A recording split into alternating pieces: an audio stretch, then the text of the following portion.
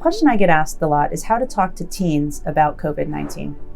And this is an important question because teenagers in particular have the capacity for deeper and broader discussions about these topics, and they may be particularly susceptible to the social effects of COVID-19. They may be experiencing greater social isolation if they're cut off from their friends at school or on teams.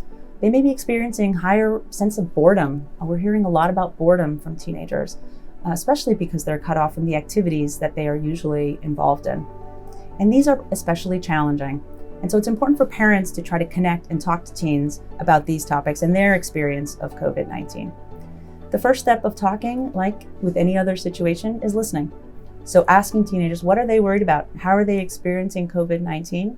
Listening for what might be important to them. What are the losses that they're feeling the most? Is it the absence of their friends or particular friends? Is it a sport or something that they're not getting to play, or the team that they're not getting to hang out with after school? Are there particular worries with summer or summer activities that they may not be able to do? What type of uncertainty are they having the most difficulty tolerating?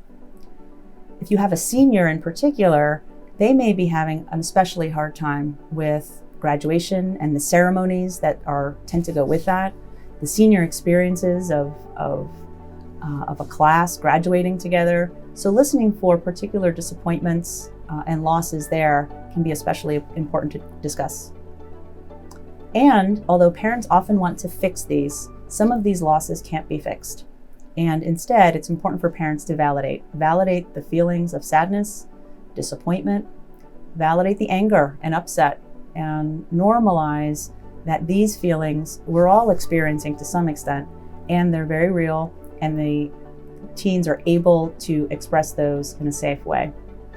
Teens are also capable of discussing some of the broader issues that are connected with COVID-19. We know a lot of teenagers who are talking about health disparities and how COVID-19 is disproportionately affecting communities of color. So we know that there are areas of altruism that teenagers are naturally drawn to. And so having those types of discussions too, and how they may have impacts even from home, might also be worthwhile when talking to your teen. Another question parents have is how to talk to teenagers who may not be taking the guidelines around COVID-19 as seriously as they would like. An important starting point for this discussion is to understand that teenagers' brains are wired for risk. They are experiencing large growth of development neurodevelopmentally that make them more likely to take risky behaviors and to feel more rewarded by those risky behaviors, especially if they have to do with their peers. So that's a starting point for parents to understand. Their brain is pulling for some of this. Now, what are some strategies that parents can utilize in order to help? So number one, is there a way to make a personal connection for them? Helping them understand how their behaviors and how complying with some of the safety recommendations, hand washing, physical distancing, staying home and isolating, may help someone that's important to them. Is there an older person who's at higher risk for COVID-19, like a grandparent or someone they care about?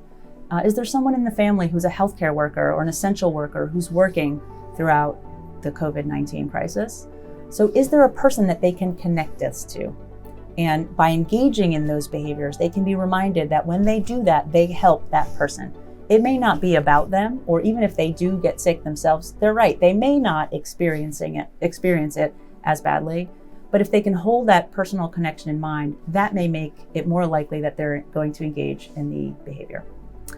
Number two, we may want to appeal to a teen's broader sense of altruism. Research tells us that folks are much more likely to tolerate and want to do things like quarantining if they know they are appealing to the greater good or a public health concern.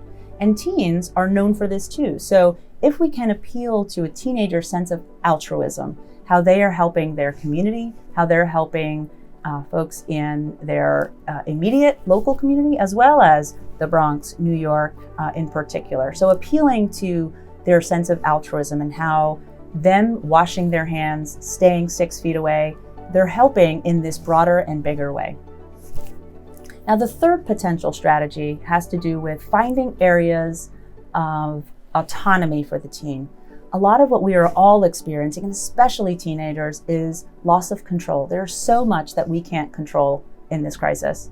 And for teenagers in particular, being able to exercise some autonomy. Parents are telling them to stay home. Schools are telling them to stay home and learn. Other parents are saying that they can't see their friends. And so much of their lives is being guided by rules imposed by others. So if there's a way to find areas of autonomy that teens can decide some things for themselves, negotiating on a bedtime or some other activities that they can do, or things that they can decide for the family, that might be the opportunity for teenagers to exercise a form of autonomy and control that they are not otherwise experiencing.